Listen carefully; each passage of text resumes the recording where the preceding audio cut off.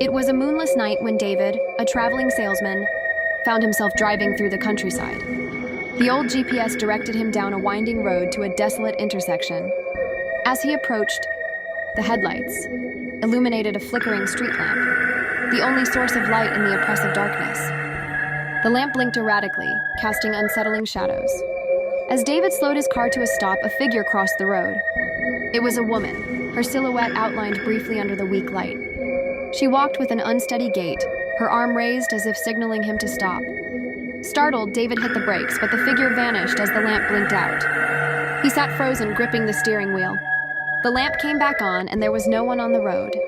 David stepped out of his car, the cold night air biting his skin. "Hello?" he called into the darkness. No response, only the distant rustle of leaves. As he turned to return to the car, a mist began to creep across the intersection. The street lamp flickered again, and when it briefly illuminated the road, he saw her standing directly behind his car. Her face was obscured, her hair tangled, and her hand outstretched as if to reach for him. David stumbled back into his seat, locking the doors. His hands trembled as he fumbled to start the engine. The lamp blinked off completely, plunging the intersection into pitch blackness. That's when he felt it, a cold, clammy hand pressing against the windshield. He couldn't see anything, but the handprint was clear, its fingers impossibly long. The engine roared to life, and David sped off without looking back. When he reached the nearest town, he stopped at a diner to collect himself. Trembling, he told the locals what had happened.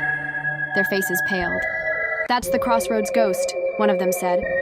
"They say she stops travelers to warn them, but only if they're heading toward something worse." David's heart sank.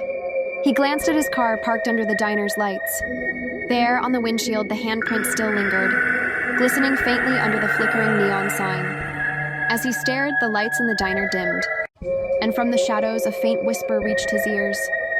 "You didn't listen."